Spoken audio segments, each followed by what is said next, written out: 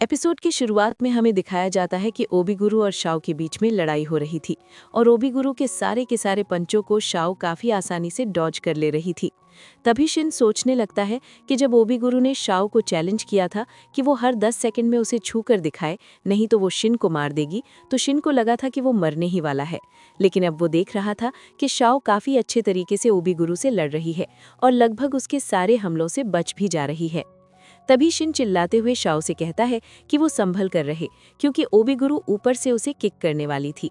Kick करने के बाद ओबीगुरु को लगता है कि उसने शाओ को हरा दिया है, लेकिन तभी शाओ दोबारा उठती है, हंसती है और कहती है कि ये काफी ज्यादा अच्छा था। शिन ये सब देखकर काफी ज्यादा हैरान हो जाता है। इसके बाद ओबीगुरु फिर से शाओ पर हमला करने लगती है, लेकिन शाओ मजे मजे में ही उसके सारे हमलों से बच जाती है। ओबीगुरु कहती है कि उसे इसमें काफी ज्यादा मजा आ रहा है।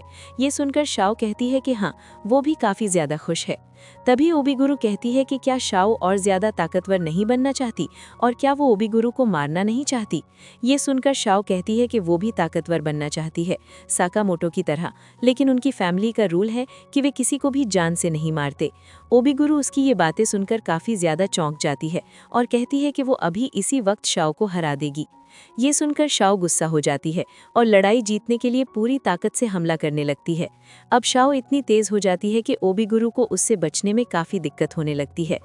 तभी शाओ आकर ओबीगुरु को पंच करती है, लेकिन वो पंच जानबूझकर हल्का होता है, क्योंकि वो बस खेल रही थी और ओबीगुरु को नुकसान नहीं पहुंचाना चाहती थी। इसके बाद शाओ का सारा जोश खत्म हो जाता है और वो कहती है कि आखिर वो यहाँ क्या कर रही है और शिन को क्यों बांध कर रखा गया है। तभी ओबीगुरु भी कहती है कि आज तक किसी ने भी उसे इतना ज्यादा पुश नहीं किया है। शाओ को उसकी बातें समझ में नहीं आ रही थी, लेकिन ओबीगुरु शाओ से कहती है कि उन्हें दोस्त बन जाना चाहिए, ताकि आगे चलकर वे रीमैच करके मजे कर सके। बाकी सभी लोग बस खड़े होकर उन्हें इस तरह बात करते हुए देखते रहते हैं। दूसरी तरफ साकामोटो पतले हो गए थे।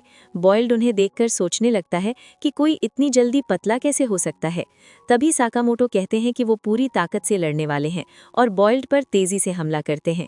बॉयल्ड बचने की कोशिश करता है, लेकिन कोई खास फायदा नहीं होता, क्योंकि साकामोटो उसे पंच कर ही देते हैं। बॉयल्ड भी पलटकर पंच करने की कोशिश करता है, लेकिन साकामोटो उसके पंच को ही पंच कर देते हैं, जिससे उसके सारे गियर टूट जाते हैं। बॉयल्ड अपनी बॉल्स का इस्तेमाल करने का सोचता है, लेकिन साकामोटो उससे भी बच जाते हैं। साकामोटो बॉयल्ड से कहते हैं कि वो हार गया है। ये सुनकर बॉयल्ड पूछता है कि क्या उसे अपनी फैमिली की चिंता नहीं है। साकामोटो कहते हैं कि उन्हें इसकी ज्यादा चिंता करने की जरूरत नहीं है, क्योंकि उन्हें अपनी फैमिली पर भरोसा है कि वे एक दूसरे को सेफ रखेंगे। इसके बाद हमें दिखाया जाता है कि कुछ लोग मैरीगो राउंड के अंदर बैठे होते हैं। तभी वहां एक धमाका होता है और एक खाली कोच में आकर साकामोटो और बॉयल्ड बैठ जाते हैं। साकामोटो बॉयल्ड से कहते हैं कि लगता है उसने उनसे लड़ने के लिए काफी ज्यादा ट्रेनिंग की है। बॉयल्ड कहता है कि उसे पहले से पता था कि साकामोटो बहुत ज्यादा ताकतवर हैं। इसके बाद हमें दिखाया जाता है कि साकामोटो की फैमिली एक बेंच पर सो रही होती है। तभी शिन और आओ की आंख खुल जाती है। आओ शिन से पूछती है कि वे लोग यहाँ क्या कर रहे हैं। शिन कहता है कि वो हॉन्टेड हाउस में काफी थक गए होंगे, इसीलिए यहाँ आकर सो गए हैं। आओ पूछती है कि अगर ऐसा है तो शिन के कपड़े गंदे क्यों हैं।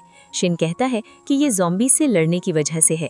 इसके बाद शिन साकामोटो को ढूंढने निकल जाता है।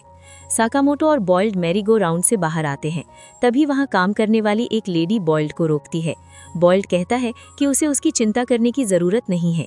इस पर लेडी कहती है कि वो तो नुकसान की भरपाई की बात कर रही थी। इसके बाद बॉयल्ड साकामोटो से पूछता है कि आगे अब वो क्या करने वाले हैं, लेकिन साकामोटो जाकर पोर्क बन खरीद लेते हैं और खाने लगते हैं।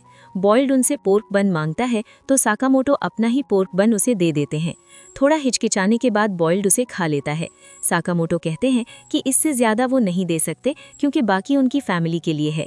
तभी वहाँ शिन आ जाता है और साकामोटो को इस तरह पतला देखकर काफ़ी हैरान हो जाता है। बॉयल्ड फिर पूछता है कि बाकी असैसिन्स के बारे में वे क्या करने वाले हैं, क्योंकि वो तो पीछे हट जाएगा, लेकिन डंडनकाई और भी लोगों को भेजता रहेगा। ये सुनकर साकामोटो डर जाते हैं, क्योंकि आओ वहाँ आ चुकी होती है और सारी बातें सुन लेती है। इसके बाद हमें दिखाया जाता है कि शिन, साकामोटो और बॉयल्ड साथ में बैठे होते हैं। शिन और साकामोटो काफी डरे हुए होते हैं। आओ पूछती है कि बॉयल्ड कौन है। बॉयल्ड बिना सोचे कह देता है कि वो एक असैसिन है जो साकामोटो को मारने आया था। ये बोलते ही बॉयल्ड को एहसास होता है कि उसने बहुत बड़ी गलती कर दी है। इसके बाद साकामोटो आओ को बाउंटी और बाकी सारी बातें बता देते हैं। फिर ओबीगुरु और बॉयल्ड वहां से जाने की तैयारी करते हैं। जाने से पहले बॉयल्ड पूछता है कि आगे वे क्या करने वाले हैं। साकामोटो कहते हैं कि उन्हें सबसे पहले ये पता करना होगा कि उन पर बाउंटी किसने रखी है और फिर उस इंसान से किसी भी तरह डील करेंगे। लेकिन इस काम में बॉयल्ड उनकी कोई मदद नहीं कर सकता, इसीलिए शिन उसे यूजलेस कह देता है।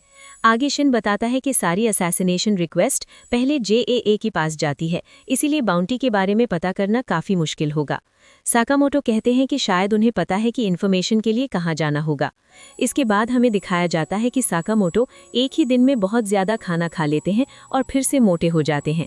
फिर वे एक पुराने इलाके में जाते हैं जहाँ एक DVD शॉप होती है। साकामोटो बताते हैं कि ये शॉप मूवी के जरिए इन्फॉर्मेशन बेचती है। वे डंडनकाई पर बनी मूवी देखते हैं जहां उन्हें हेडक्वार्टर और ग्रुप फॉर्मेशन की जानकारी मिलती है। शिन ध्यान से सब कुछ देखता है और ज़रूरत पड़ने पर नोट्स भी बनाता है, जबकि शाओ बिना किसी चिंता के मूवी एंजॉय कर रहा होता है। मूवी खत्म होने के बाद जब वे पेमेंट करने जाते हैं तो शिन पूछता है कि इतना खर्च करना सही है या नहीं। साकामोटो बताते हैं कि उनके पास पहले की थोड़ी सी सेविंग्स है। शॉपकीपर पूछता है कि क्या साकामोटो फिर से गेम में लौट रहे हैं, क्योंकि अब बहुत से लोग उनके बारे में इन्फॉर्मेशन चाहते हैं। इसके बाद हमें दिखाया जाता है कि यूमो ऑर्डर के मेंबर्स के साथ बैठकर खाना खा रहा होता है और साकामोटो की तारीफ कर रहा होता है। तभी यो नाम का एक इंसान नागुमो पर हमला करता है, लेकिन नागुमो उसे आसानी से रोक लेता है। यो कहता है कि वो नागुमो पर भरोसा नहीं करता, क्योंकि नागुमो किसी के लिए लॉयल नहीं है। रागी कहती है कि शिशिबा को संभल कर रहना चाहिए। तभी शिशिबा अपने खाने में अनियन देखकर गुस्से में आ जाता है और वेटर पर हमला कर देता है। इसके बाद एसोसिएशन का मैसेंजर इरिया वहां आता है। वो बताता है कि सभी ऑर्डर मेंबर्स को नहीं बुलाया गया है, लेकिन मिशन बेहद जरूरी है। कोई चुन चुनकर JAA के मेंबर्स को मार रहा है, इसीलिए एसोसिएशन चाहता है कि इस नए हिटमैन को खत्म किया जाए। फिर हमें दिखाया जाता है कि शिन और साकामोटो डंडनकाई के हेडक्वार्टर के बाहर पहुंचते हैं। वे अंदर जाने के लिए स्पाई कपड़े पहन लेते हैं।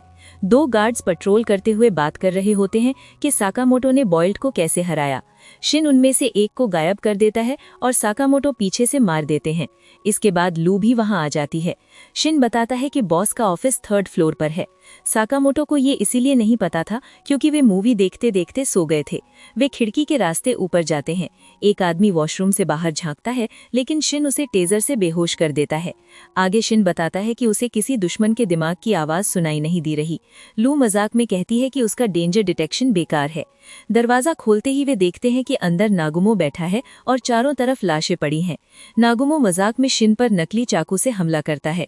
शिन डर जाता है, लेकिन बाद में पता चलता है कि चाकू नकली था। नागुमो बताता है कि वो यहाँ इन्वेस्टिगेशन के लिए आया था क्योंकि JAA के लगभग 1/3 मेंबर्स मारे जा चुके हैं। वो बताता है कि ऑर्डर इसी वजह से बनाया गया था और साकामोटो पहले ऑर्डर के मेंबर हुआ करते थे। जाने से पहले नागुमो उन्हें सतर्क रहने को कहता है क्योंकि इन हत्याओं और साकामोटो की बाउंटी के बीच जरूर कोई कनेक्शन है। अंत में हमें एक ऊंची इमारत दिखाई जाती है जहां एक आदमी छोटे बच्चों की किताब पढ़ते हुए कहता है कि चीजें अभी पूरी तरह बैलेंस में नहीं है। एपिसोड के अंत में साकामोटो की दुकान फिर से भर जाती है। नए नए असैसिन आते हैं, प्रॉफिट बढ़ता है और साकामोटो सबको ट्रेनिंग के लिए तैयार करते हैं।